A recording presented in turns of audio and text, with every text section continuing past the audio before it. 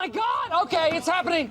Everybody stay calm. What's the Everybody procedure, stay calm. everyone? What's the procedure? Stay calm! Wait. Everybody just calm down! Hello everyone and welcome to Action RPG. I'm your host Aaron, and for today's video we're headed to the world of Last Epoch. Hype Week Day 5 is officially upon us and the patch notes have now dropped. Now what we're going to do is I'm not going to do like a reading of the patch notes because this video would be 2 to 4 hours long. As soon as I'm done recording this video, I will go live on Aaron Action RPG on Twitch, and we're going to do a live reading of the patch notes and do some theory crafting and check out everything new. So for this video, what we're going to be doing is watching the 13-minute Beneath Ancient Skies Season 3 preview that was just dropped. I've literally watched like 6 seconds of this video, so we're going to do that together. Again, come by the stream. It's going to be an awesome day because we also have the Last Epoch dev stream, which is the final public appearance from EHG. All right, let's do it. Welcome, travelers. I'm Judd Kobler, founder of 11th Hour Games and game director for Last Epoch, and today I'm excited to share with you all the awesome new updates coming in Season 3, Beneath Ancient Skies, which is launching on August 21st. This update introduces a new campaign chapter where we'll be going back in time to explore the ancient past, a new system built around hunting evolving rift beasts and powerful new rewards. It also includes a rework of the Lich Mastery and improvements to the Necromancer, Beastmaster, Minion AI, and a long list of quality of life changes across the game. Let's take a look at what's new in Season 3 Beneath Ancient Skies. Chapter 10 expands the campaign following the events of Majasa's defeat. Players will continue the story by pursuing Apophis into the ancient era. As you chase Apophis down, you will traverse through a prehistoric realm filled with monstrous wildlife and flora. That is the brand new T-Rex we are going to have for our minion on the Primordial Unique. Wildlife and now the minion or the enemy version is always a lot bigger than the minion version you get, but this is what the new T-Rex is going to look like. Flora. You will explore beautiful areas such as lush jungles and vast forests filled with dinosaurs, as well as crystal-filled caves and giant insect-infected mountains. As you get further, you will find dragon layers and even the floating temple of Atera in the sky. You will meet some unlikely allies and find Nagasa, Osprix, and Wingari peacefully coexisting. Next, we'll take a look at the new encounter system, the Primal Hunt. Throughout the campaign and in-game, you'll encounter mysterious rifts, gateways into the ancient era. Oh, that's very interesting. That's the first time we actually saw like the transition scene moving through the rift. On the other side, players will dive into deep caves where they will find the rift beasts and their nests. After defeating the beast, players choose one of the hatchlings to spare, which grants future rift beasts a new. So this is the default one. You're going to get guaranteed loot. My head is blocking it, but it says 0 of 4. Evolution. Evolutions add new abilities, body parts, and rewards to the next generation of rift beasts. As you continue on your journey, you will be ambushed by the evolved rift beasts until you eventually find another rift back to their lair, where you can continue to evolve the current lineage. By defeating evolved rift beasts, you will earn trophies in the form of primordial materials, ancient bone. Thank you, EHG. We keep asking, are we going to have to manually store this crap? Is it going to be a currency that we're going to have to keep in our inventory and then transfer to our stash? Thank you, EHG. There's a new UI that actually stores the Rift Beast parts. And, rarely, one of a few select primordial unique items. You can also trade your primordial materials with... Oh man, we were also totally wrong. They had tons of filler images in during the leak for Hype Week. So that is new, that's new, that's new, that's new, that's new. The art has all been updated. A friendly Wingari hunter, Scarven Bloodhorn, for primordial uniques and Runes of Evolution. A new for primordial uniques. The new bow, Hydra Arc, Dex skills, dexterity, bow fire, bow cold, bow lightning. After evading, you repeat your most recent used bow attack at a nearby enemy. If you have at least 75 dex, you repeat it up to 2 nearby enemies. If you have at least 135 dex, you repeat it up to 3 nearby enemies. Hydra Arc bow. Interesting. On the poison base. Scarven Bloodhorn. What is this? Mask of Indifference. These are brand new items that have never been seen before. You are immune to bleed, blind, slow, chill, shock, and stun. Reduced bonus damage taken from critical strike up to 100%. Damage reflect. Thorns. 100%. Armor endurance threshold. For primordial uniques and runes of evolution. Wings of Discord. Discord. Less damage taken from the first hit received from each enemy. Increased effective stats on your non-unique idols that are a different shape to other equipped non-unique idols. Different shape idol buff. Crit, dodge, dodge rating, ward gain on dodge. That's 2 rogue items. A new rune. What is this? Astral Blood. 20% of current health. A new low life item. 42% of missing life gained is ward per second. Maximum health gained is ward decay threshold. Maximum health applied is ward limit. Health, stun avoidance, all attributes. Damn, a new high-end low life. Used to craft the Butcher's Crown. You have Frenzy. You do not regenerate mana. You do not regenerate mana. 12% of current health lost per second. 12 health and 1 mana gained on hit per 12 increased mana regen. Increase haste effect and increase damage. Primordial exalted items.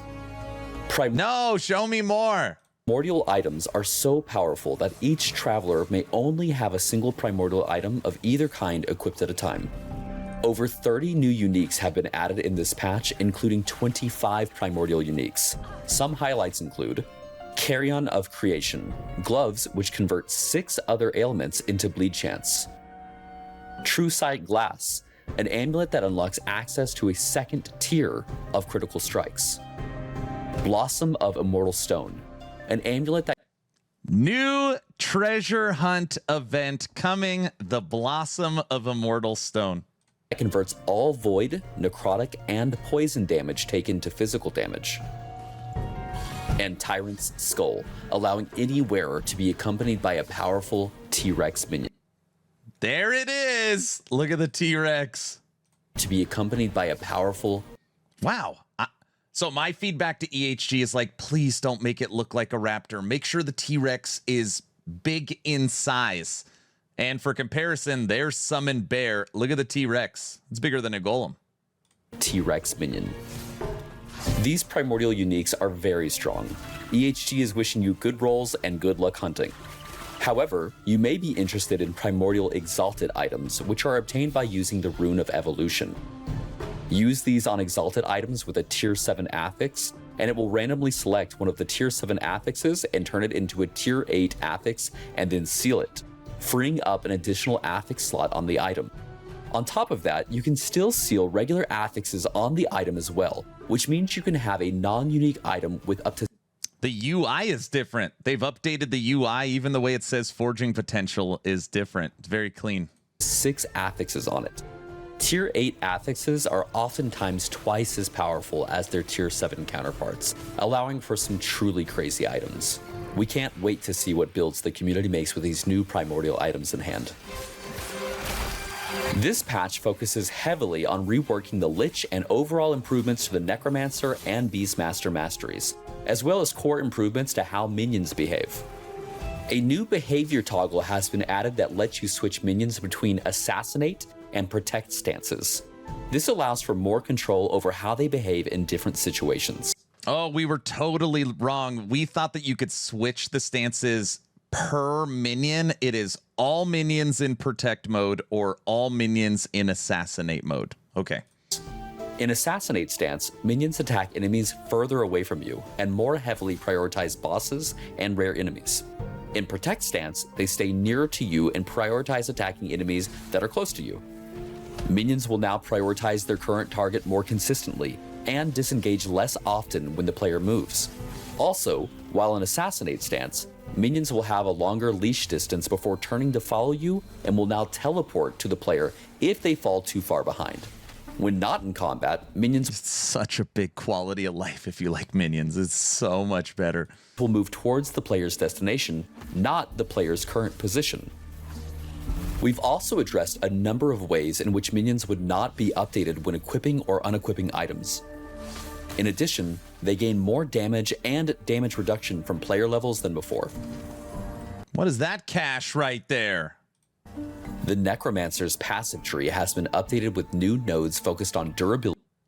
Where are they looking at? Ward per second per... Wait, does it go back?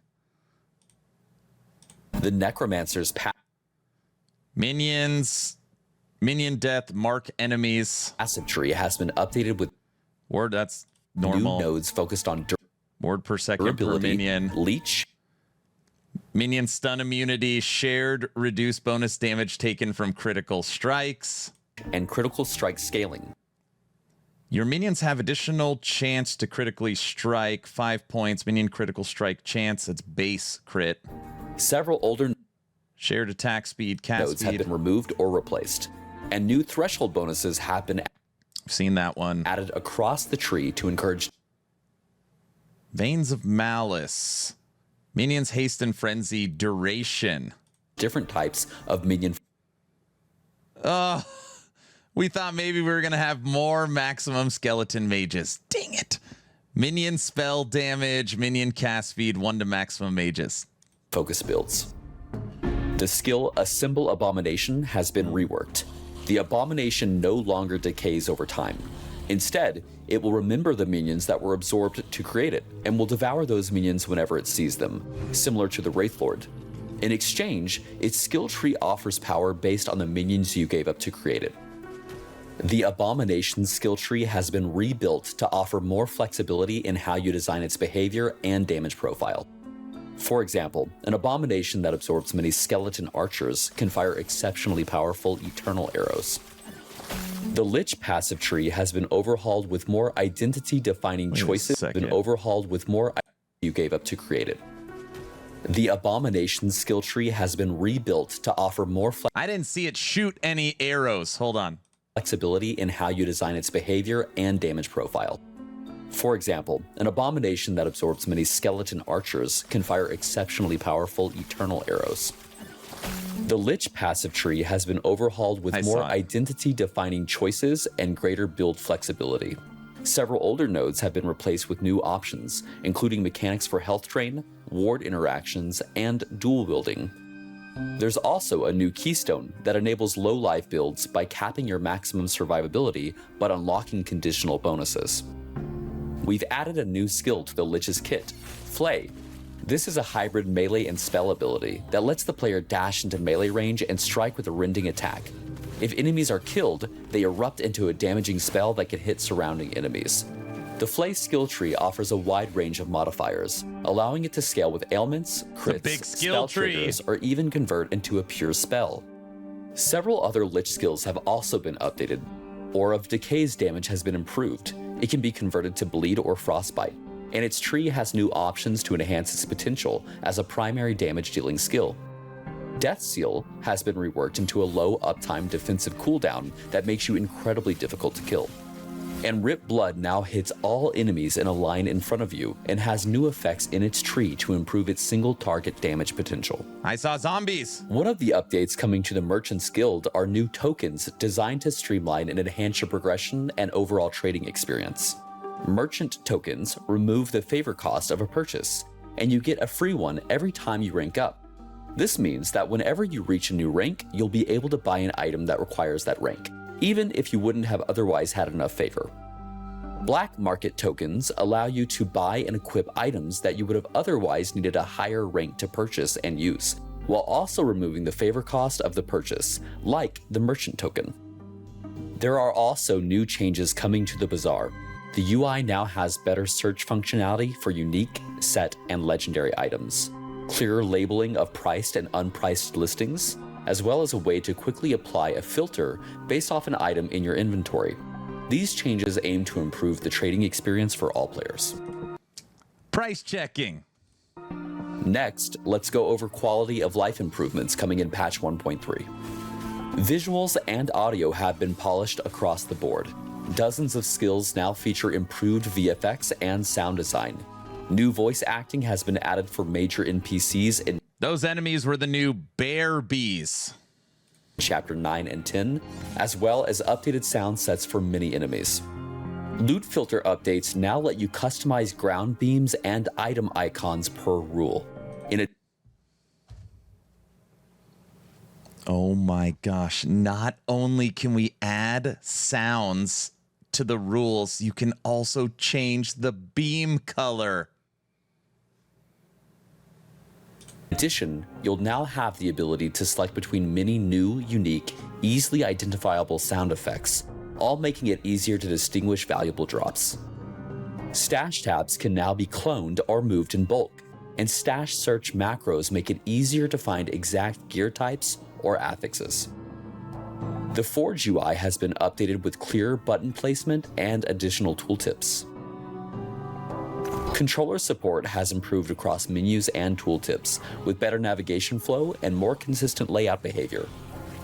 Audio sliders for music, effects, and voice lines now use a new backend system that provides more consistent volume scaling across all content. We've added a new UI element to remind you when ground tooltips are turned off, and one that reminds you when Last Epoch across the entire genre is the king of quality of life. It's crazy. It just keeps getting better. you've left a piece of gear in the forge.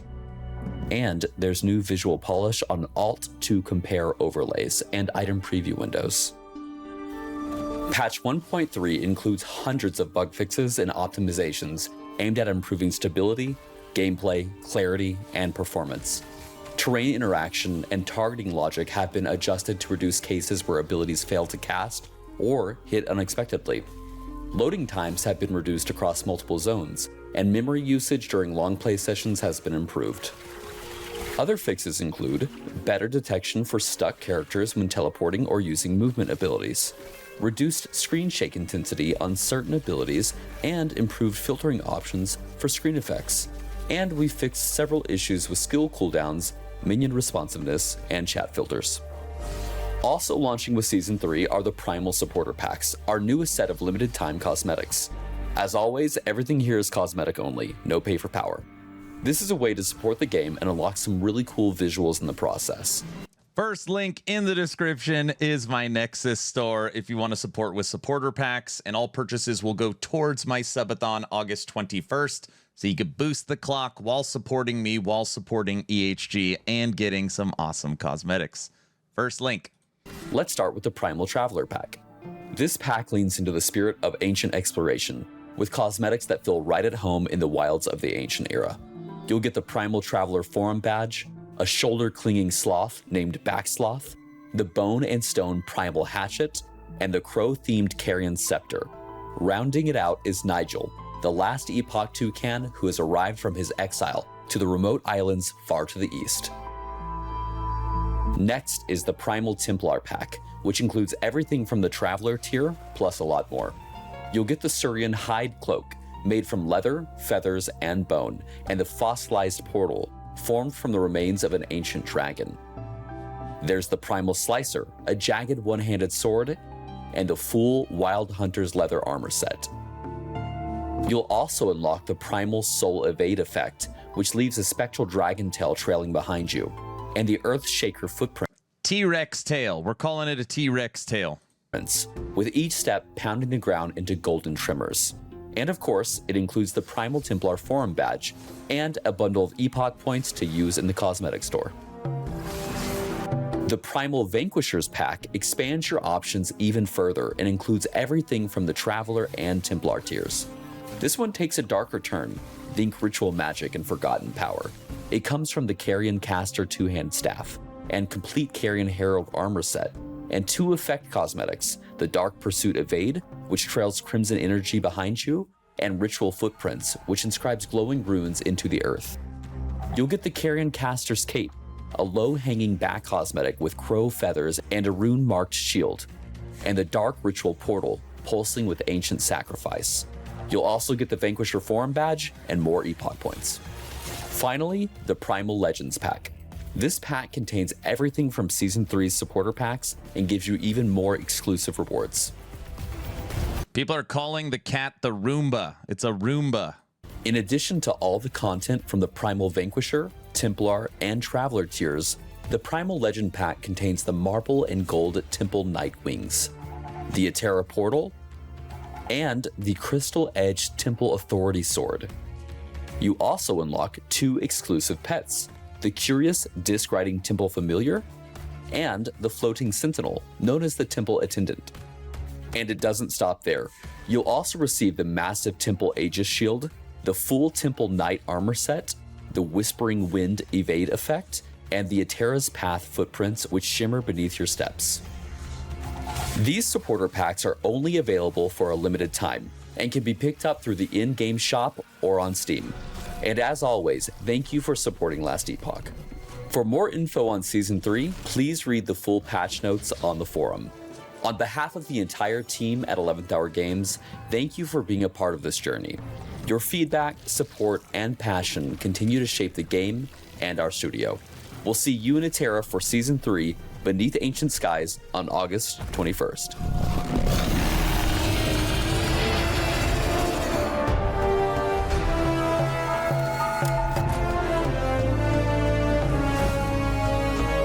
There it is, August 21st. I did not pause this one. This is one 21-minute video.